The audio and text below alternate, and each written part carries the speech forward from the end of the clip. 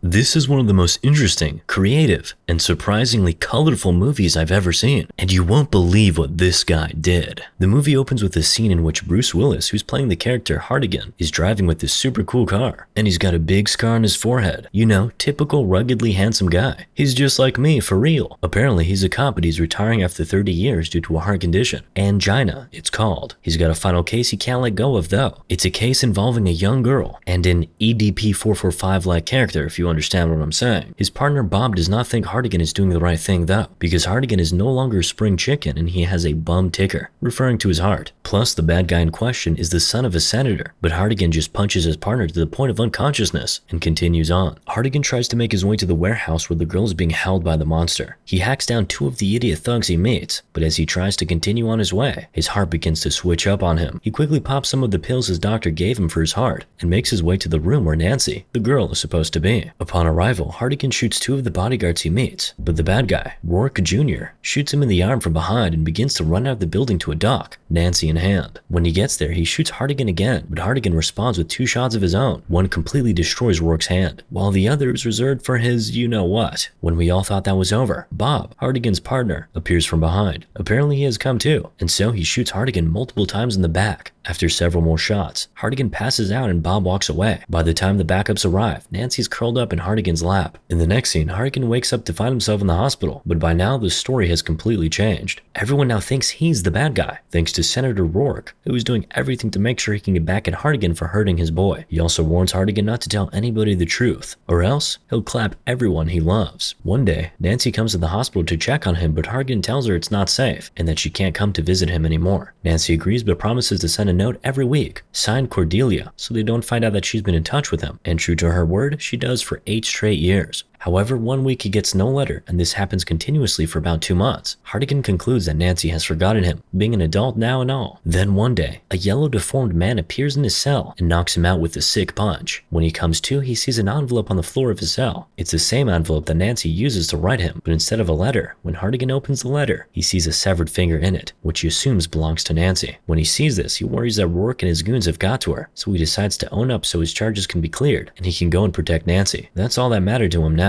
So Hartigan reaches out to Lucille, his parole officer, and he tells her he wants to confess. But Lucille doesn't like his decision, so she smacks him across the face, but they go ahead with the plan anyway. Like Hartigan guessed, they let him go immediately. I guess that's how that works. Guess who's waiting for him outside? His partner Bob, but the yellow deformed guy is also secretly watching them. When they move, the yellow guy follows closely behind. Of course, Hartigan immediately goes to look for Nancy, but when he gets to her apartment, it's all scattered and there are law books everywhere. So at first he thinks Nancy is all nerdy and a bookworm, but then he finds his matchbox from some saloon. It's the only thing that even remotely looks like an address in the room, so though it's a very remote chance he'll find Nancy with that address, he checks it out anyway. At the saloon, he finds that Nancy is now a dancer. So much for nerdy and a bookworm. But then he also realizes something. The finger he received in prison wasn't Nancy's. Rourke was only bluffing, and he'd taken the bait and led the monster and his men right to Nancy. Sure enough, when Hartigan turns around, there is the deformed yellow man. Hartigan tries to make his way out of the saloon quickly so that the yellow man wouldn't figure out that it was Nancy on the stage. But before Hartigan can leave the place, Nancy recognizes him. As if she was bit by a radioactive spider, Nancy jumps down from the stage and immediately lunges into Hartigan's arms and embraces him. Whoa! As they begin to drive away in Nancy's car, the yellow man comes after them in his car, shooting at them. Hartigan instructs Nancy to keep driving and keep the car on the road while he blows off Yellow Man's brains. When they go back to confirm the kill though, they can see Yellow Man's car. They can see his yellow blood spattered everywhere, but Yellow Man is nowhere to be found. And now the cops are coming, so Hartigan and Nancy have to skedaddle. They check into a motel for the night, but unknown to them, Yellow Man had been riding along with them in their car. Level 100 sneak. At the motel room, Nancy opens up to Hartigan about how she's always been in love with him, and the two almost clap before Hartigan comes to his senses. As he tries to take a cold shower, Yellow Man barges into the bathroom and knocks him out cold. He also reveals his identity, and wouldn't you know it, it's Junior Rourke, and he's back for revenge. He begins by dangling Hartigan off the ceiling. He then gives a substance to Nancy, infuriating Hartigan with the ideas of all the things he's going to do to her. A short while later, Junior leaves, and at first Hartigan resigns to fate, but the thought of Nancy being with the yellow demon forces him to fight. Meanwhile, two of Junior's goons get to the motel room to dispose of Hartigan, whom they thought would be dead by now. But when they get to the room, Hartigan has freed himself, and so he knocks him out senseless and threatens one of them to tell him where Junior took Nancy. Hartigan immediately starts heading to the Rourke farm, where Junior's goons saloons had told him Nancy was. Just as Hartigan approaches the farm, his heart starts again, which is confusing because Senator Rourke had promised to fix him. Obviously not because he cared, but because he wanted Hartigan well enough to suffer in jail. Well, now he knows. He's far from cured. Meanwhile, Junior is ruthlessly thrashing Nancy with a whip, but Hartigan had warned Nancy not to scream because apparently that's what Junior needs to clap. What a sadist. Just as Hartigan is about to enter the building where Junior and Nancy are, he gets 2 shots in the back by 2 of Junior's armed bodyguards. It weakens him, but he keeps going. Mans is built different. Junior glances out of his window to see that Hartigan is making his way into the building, so he ties Nancy up and leads her downstairs. When he sees Hartigan, Hartigan pretends like he's too weak to shoot him with his cannon, so he drops to the floor. Junior sees this as an opportunity to off Hartigan, but Hartigan is smarter. As soon as Junior is close enough, he stabs the Yellow Devil in the face and literally bashes his head out of existence after cutting off the idiot's weapon. Use your imagination. With Junior now out of the way, Nancy and Hartigan walk out of the building, but Hartigan bids her farewell, telling her to go on home while he gathers evidence and makes sure Senator Rourke is put behind bars. Well, at least that's what he tells her just so that she can go on home, because the truth is there's no way he's putting a powerful politician like Rourke behind bars, especially after he clapped the senator's only son and heir. He decides that the only way he can keep Nancy safe is to self-delete, and that's the end of part 1 of the movie. Now we're on to part 2, and it's called The Customer is Always Right. The second part begins with 2 people on the roof having discussion. The guy's in a suit, the woman is in a sparkling red dress with the greenest green eyes you ever saw. The man tells the lady in red that he can tell from her eyes that she's tired of running and that he'd save her. He even tells her he loves her, but then immediately after, he shoots her and she crumbles into his arms dead. He then makes a statement about cashing her check in the morning. I have no clue what just went on, so let's just keep on rolling. In the next scene, we see the guy from the rooftop again, and this time, he's in an elevator when this girl walks in. Her name's Becky, and just like he did with the woman on the roof, he first offers her a cigarette, but the story does not last long after that, as this part of the movie ends abruptly after Becky turns to the man with terror in her eyes. And now we head on to the third part, The Hard Goodbye. This part opens in a bedroom with this guy, whom you can recognize from the saloon where Nancy was working as a dancer. He's in a room with a pretty gold-haired woman called Goldie. Fitting, after they do the Yankee Doodle. This odd Cyclops guy, who was also at Junior's farm where Hartigan went to rescue Nancy, walks into the room. We don't see him do anything in particular, but when the guy from the saloon wakes, Goldie is dead, but strangely, there's no mark on her. The guy from the saloon tries to think and find answers. Was someone after Goldie? Barely minutes after the guy from the saloon finds out Goldie is clapped, he begins to hear sirens. The sound immediately tells him everything he needs to know. Someone is trying to frame him. How else did the police get there so fast? When the police come knocking on his door, he lets them in, but then he beats the living crap out of all of them before jumping down the stairwell and through a window out of the building. Now on the road, he sees a cop car approaching. He waits until he's close enough to jump into the car legs first. Once inside, he punches the 2 officers in the car and throws them out, and pretty much commandeers the vehicle. He drives the car off a bridge and makes his way through a sewer into the house of his parole officer and friend, Lucille. Remember her? She was also Hartigan's parole officer. On his way, he promises to make Goldie's killer pay for what they had done, vowing that hell would seem like heaven to the murderer after he's through with them. By the way, we find out that the guy from the saloon's name is Marv. Marv tells Lucille in no uncertain terms that he's going after the person that clapped Goldie, but Lucille thinks that's ill-advised as he only just got out of jail. If he's caught this time, it's life. Plus, she thinks Marv might have imagined it all, given his psychological condition. Apparently, it makes him imagine things and throws him into confusion. Lucille's girlfriend, a shrink, gives him pills for it. Leaving Lucille's house, Marv goes over to his mom's to pick up his darling gun. He even has a name for it, Gladys. While still in his bedroom, his mom informs him that the police have been to the house looking for him, but he reassures her. After their conversation, he leaves, heading to his favorite saloon, the same one where Nancy works. Once there, he beats up this guy, called Weevil, and tells him to spread the word that he's lost his crap because of some girl. I guess he's trying to bait Goldie's clapper. Meanwhile, in the saloon, we catch this guy who's just sitting off in the corner watching Marv. He's probably going to have his own story in the next part of the movie. Anyway, like Marv probably expected, 2 hitmen come looking for him. Like a perfect gentleman, he follows them outside. Once outside though, the beast shows himself and Marv knocks one of them unconscious. He then coerces the other one into telling him who sent them. Telly Stern, the hitman, tells Marv. Marv then sends him to heaven and takes his coat to boot. As he walks out of the alley to go find the so-called Telly Stern, he catches a whiff of Goldie's perfume. He attributes that to his hallucinations, but to everyone's surprise, it's actually Goldie, and she's mad and seeking revenge against whom? Shocker, it's against Marv. Apparently Marv did something to her. From there, Marv moves on to meet a certain Louis, whom he dunks into a toilet to tell him the name of those that framed him. Louis tells him it's someone named Connolly, and so he goes to meet this Connolly, who directs him to a Catholic priest. As you'd expect, Marv goes to church for confession, telling the priest all the people he'd clapped, and how he's next in line since he was pointed out by Connolly during his conversation with him. The priest tells him that at the head of the conspiracy is Senator Rourke, but Marv finds it hard to believe that the whole thing is that big. That's what she said. Sure enough, he claps the priest after he gives him the information he needs, and as he steps out of the church, he sees Goldie once again, and she hits him with her car multiple multiple times before pulling out her gun and shooting at him. She then drives off, but Marv is convinced that it couldn't have been Goldie, the woman he loves. Confident that he's imagining things because he hasn't taken his medicine, he pops several into his mouth and then makes his way to Rourke's farm. On the farm, he meets the guard dog who's growling and about ready to tear Marv apart, but he knocks the dog dead, and while he's still on the ground, the guy who clapped Goldie sneaks up on him and hits him. When Marv turns around, the guy tears Marv's face with his sharp, talon-like fingernails, temporarily blinding Marv. The guy then finishes off the job by hitting Marv's head with a hammer, causing the big guy to black out. When Marv comes to, he's in a creepy room with several female heads hanging on the wall. Use your imagination. It's just like some hunters would decorate their walls with the stuffed remains of their kill. When he turns around, he sees Lucille, who tells him that their captor was a cannibal who kills and eats his captives, preserving only his victims' heads like some kind of trophy. In fact, he severed Lucille's hand and forced her to watch as he ate her delicious chicken finger tenders. Her fingers. Soon, Marv finds a way to break them out of their cell by literally tearing out the window bars. When they make their escape, the police land on the farm with their chopper. At first, they go into the woods to hide, but Lucille knocks Marv in his head with a stone. She then picks up his gun, hoping to save them both by turning them into the police. But the words are hardly out of her mouth when the police respond by pumping her body full of bullets. Livid, Marv picks up his axe and hacks all the police officers to death. He's filleting the head of the squad when that one opens up and gives him a name: Patrick Henry Rourke, Man of the Cloth. As it turns out, Cardinal Patrick Henry Rourke is the brother to Senator Rourke, the father to Junior, the yellow man from the first part of the movie. Apparently, this Cardinal Rourke would have become president, but he chose to serve God. Still, he happens to be the most powerful man in the state, and is even responsible for making his brother senator. Marv is relishing the thought of clapping Cardinal Rourke, but he takes a pause. He wants to be sure that he's about to kill the right person, because he knows his condition and how it makes him confused sometimes. So he takes a trip to the red light district of Sin City, called Old Town, hoping to get some information about Goldie. Sure enough, Goldie shows up and shoots him, before carrying him into a room and tying him up. I guess all the girls came together to carry this guy, because there's no way tiny Goldie is carrying this huge chunk of a guy all on her own. She does throw a mean smack though, as Marv is all tied up, doubting what he's seeing because he's neither eaten nor taken his medicine in days. Goldie reveals that she's in fact Wendy, Goldie's twin sister. Now Wendy seems to be under the impression that Marv clapped her twin sister and 6 other girls. I'm guessing those are the girls whose heads are hanging at the farm. Marv explains the whole situation to Wendy and she believes him. By the way, also in the room is Becky, the girl from the elevator in the second part of the movie. Marv and Wendy share a ride as Marv tells her how it was a certain Kevin that clapped her sister, as ordered by Cardinal Rourke. Wendy reveals that it makes sense because Goldie serviced the clergy. They stop by a store to buy a few materials. They've reached the farm now and Marv sets up, preparing to clap Kevin. After throwing a gas can into the house, Kevin immediately jumps out and both men engage in combat before Marv finally cuffs his target. Just then, Wendy appears with a gun, wanting to clap Kevin herself, but Marv knocks her unconscious. He wants to take his time with Kevin, whom he believes deserves a slow, excruciating, rip-in-peace moment, and he doesn't want Wendy watching so she doesn't get nightmares. Thoughtful. Would it be weird though to say that Kevin in a way looks like Harry Potter? Relatable. Actually, it's Elijah Woods, not Daniel Radcliffe. Anyway, Marv cuts Kevin up in pieces. The scent of spaghetti juice in the air attracts Kevin's own dog. Or is this a wolf? I'm not sure anymore. Anyway, sure enough, the wolf dog appears once he catches a whiff. He starts eating Kevin up, and not in the fun way, but Kevin does not make a sound or even show any sign of fear, not even as Marv finishes him off. After he's done with Kevin, Marv drives Wendy off to Nancy's place, where he also gets cleaned up. Once he's ready to go again, he makes his way to Cardinal Rourke's house with a little present: Kevin's head. Cardinal Rourke reveals Kevin's backstory to Marv, telling him how Kevin had come to him as a tormented boy, and opened up to him about how he felt the touch of God whenever he ate another human being. Rourke even confesses that he joined Kevin to eat the women. As far as he was concerned, no one was going to miss them. Just as he's finishing off Rourke, the police come barging in. They fire rounds after rounds of bullets at him, but he doesn't die. He just passes out. When he comes to, the police beat him to within 1 inch of his life and force him to sign an already completed confession. Marv spits blood on it and continues taunting them until they finally threaten to clap his mom. Having no choice, Marv signs the confession, which frames the clappings of Rourke and Kevin onto him. Of course, Marv is sentenced to forever sleep, and on the night before he's clapped, he gets a visitor. It's Wendy. Wendy spends the night with him and tells Marv that he could call her Goldie. When the day dawns, he's escorted to the chamber and given the chair, bringing us to the end of the third part of the movie. Now we're on to the fourth part, the big fat kill. The scene begins with a couple having a tiff. The girl is Shelly and the boy is Jackie, and apparently he's an abusive SOB.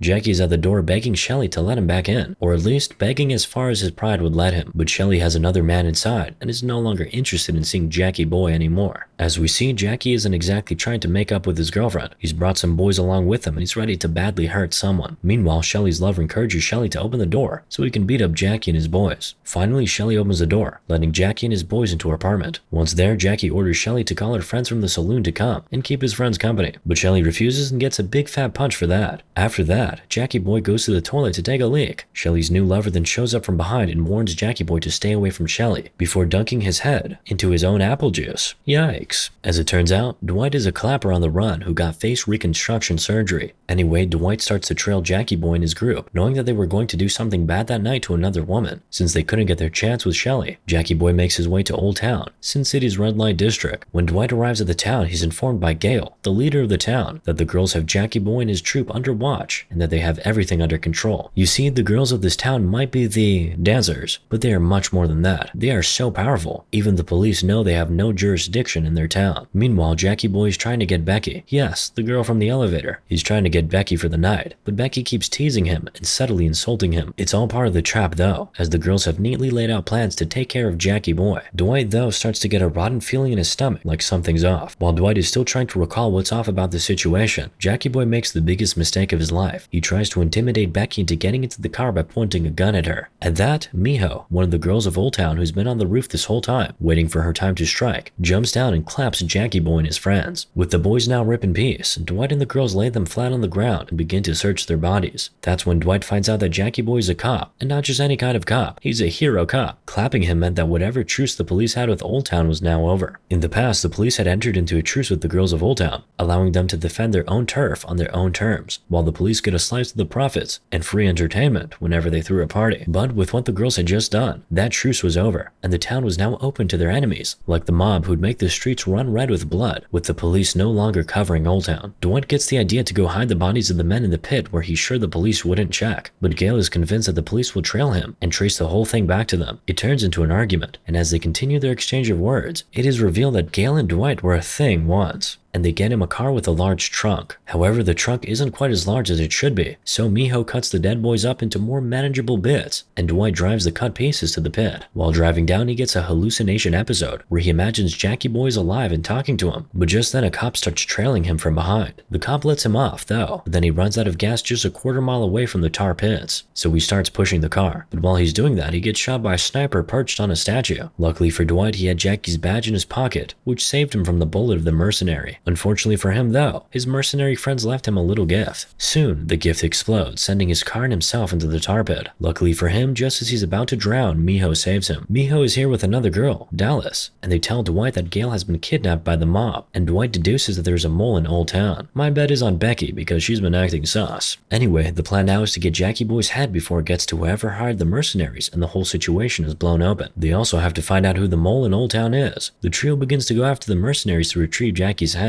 In a shootout that ensues, Dallas dies, leaving Miho and Dwight to go after Jackie's head. They finally get Jackie's head. Meanwhile, Gale is getting interrogated by the mob. Like I guessed, Becky is the mole, and Gale bites off her neck when she finds out. Brutal. Manute, the guy in charge of the mob, gives the order to finish off Becky when an arrow comes flying into the room, piercing through one of the guys. The arrow comes with a note, stating that Dwight was willing to give the mob Jackie's head in exchange for Gale. As expected, the mob takes the deal and receives the head from Dwight, but it turns out to be loaded with an explosive, and although when it blows, it doesn't exactly clap anyone. The members of the mob are dazed for a second after the head explodes. When they recover, they look around to find the girls from Old Town surrounding them and armed to the teeth. Immediately, the girls open fire, slaughtering all the members of the mob with enough bullets to wipe out an entire village. With their enemies rip in peace before them, Gale and Dwight embrace on the rooftop, bringing the final part of the movie and the entire movie itself to an end. Moral of the story? I don't know, but that was awesome.